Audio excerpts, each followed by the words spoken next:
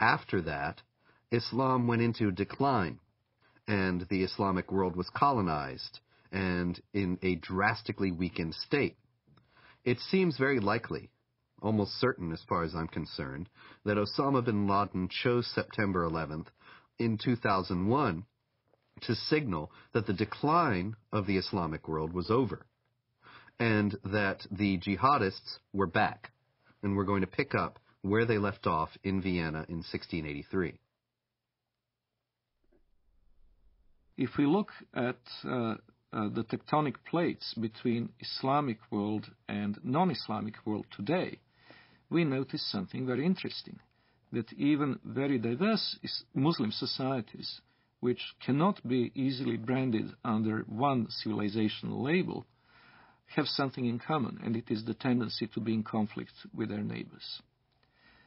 If we look at the extreme southeastern outreach of Islam, we see East Timor, where Indonesian Muslims slaughtered a third of the population of this former Portuguese colony, who are, by the way, Roman Catholics. In southern Philippines, we see an extremely violent Islamic rebellion, which has been simmering and becoming more or less violent for years. In Indonesia itself, we had religious conflict in the Spice Islands, where the beleaguered Christian minority is in danger of extinction. We have very active Islamic movements both in Thailand and in China, in Xinjiang.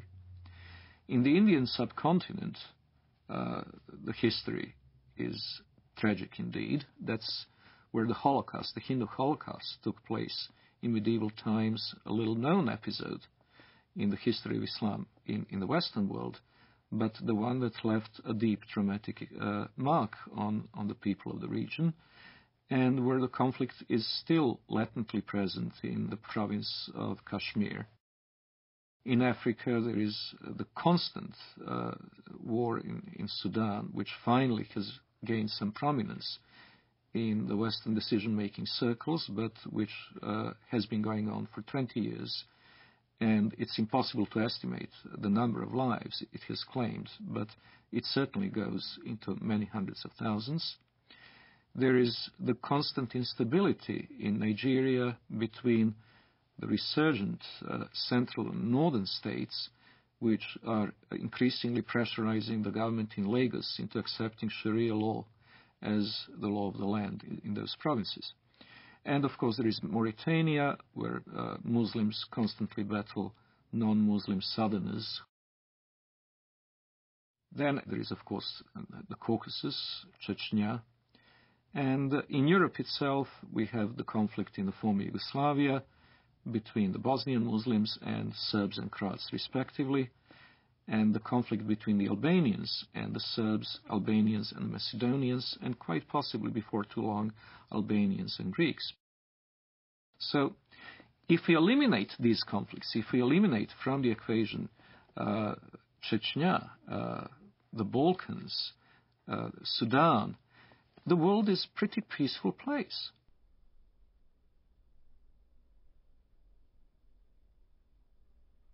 If we eliminate from the terrorist equation, terrorist acts carried out by the Muslims over the past 5 years, we would come to realize that the war on terror is unnecessary because terror is not a very big problem.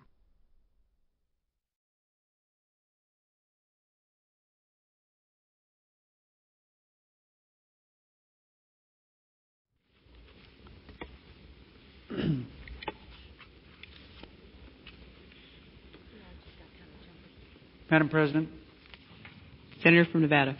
I've been on the floor before speaking about Islam and what a great religion it is. I've said before, and I repeat, that my wife's primary physicians are two members of the Islamic faith, her internist and the person that has performed surgery on her. I know them well, been in their homes, socialized with them, talked about very serious things with them. We've helped each other with family problems. I've been to the new mosque with them in Las Vegas. They're wonderful people with great families. And I've come to realize that Islam is a good religion. It's a good way of life. People have a good health code as their religion dictates. And they have great spiritual values as their religion dictates. And it's too bad that there are some people, misdirected people around the world, trying to take away from this very fine religion. I believe that they cannot give this religion a bad name. I think that the power of this religion and the power of the people in this religion will overcome these evil people who are using this fine religion to do bad things to innocent people. Islam is a religion and a political system that dictates that one must carry out warfare against unbelievers until they either convert or submit.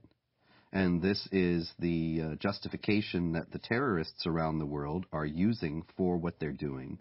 And that justification is based on core elements of Islamic tradition.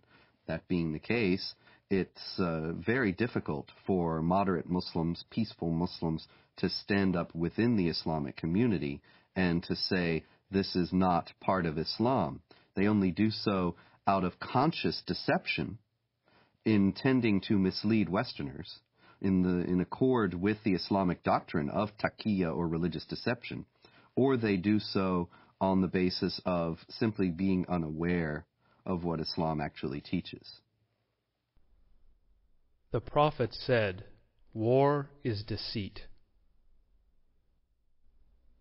Lying, generally speaking, is not allowed in Islam.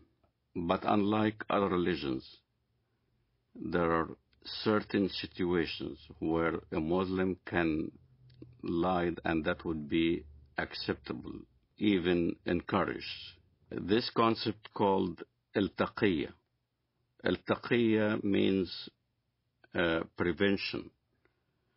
So a Muslim is allowed to lie to prevent harm that may come to him or to Islam.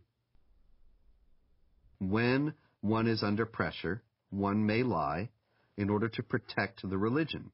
This is taught in the Quran, chapter 3, verse 28, chapter 16, verse 106. There are certain provisions for lying. So a Muslim can lie for the cause of Islam, can lie to keep peace in his family, so he can lie to his wife. A Muslim can lie to his fellow Muslim to keep peace in the society. Muhammad himself ordered people to lie. When people that he ordered to go and kill somebody, they told him, we cannot kill him unless we lie to that person. He said, okay, fine, lie. The Apostle said, "Who will rid me of Ibn al-Ashraf?" Muhammad bin Maslama, brother of the Bani Abdul Ashal, said, "I will deal with him for you, O Apostle of God. I will kill him." The Apostle said, "Do so if you can." He said, "O Apostle of God, we shall have to tell lies."